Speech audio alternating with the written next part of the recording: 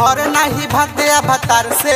नाही आवेले भतार मोर कतार से नाही आवेले भतार मोर कतार से मन भर नाही भाते भतार से नाही आवेले भतार मोर कतार से मन भर नाही भाते भतार से नाही आवेले भतार मोर कतार से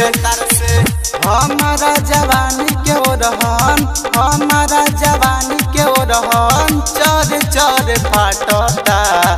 बढ़ गईल जोबन बढ़ गईल जोबन सखी चोली में नया टोता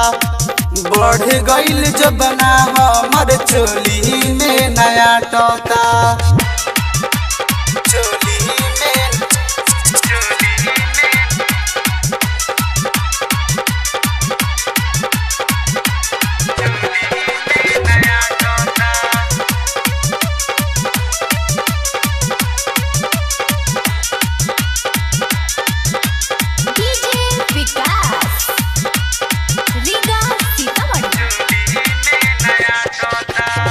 बाटे बड़ी निपनिया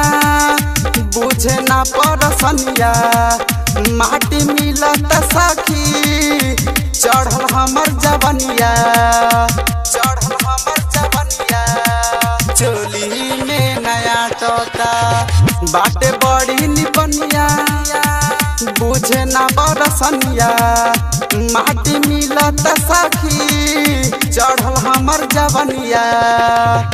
आहलो महेश देवरवा आहलो महेश देवरवा जबन मोर जाता बढ़ गईल जोबन बढ़ गईल जोबन सखी चोली में नया टोता बढ़ गईल जोबना हमर चोली में नया टोता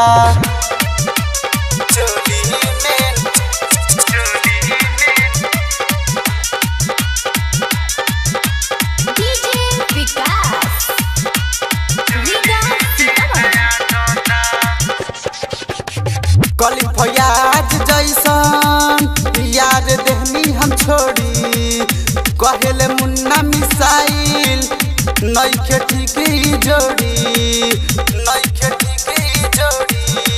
चोली में नया टोता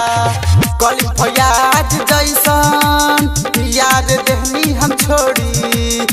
कहेले मुन्ना मिसाइल नइखे ठीक जोड़ी हमारा जवानी के ओ रहन हमारा जवानी के ओ रहन चर चर फाटता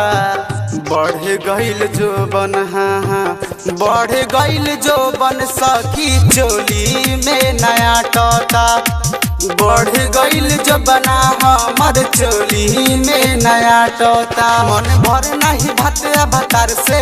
नहीं आवेले भतार मोर कतार से मन भर नहीं भाते भतार से नहीं आवेले भतार मोर कतार से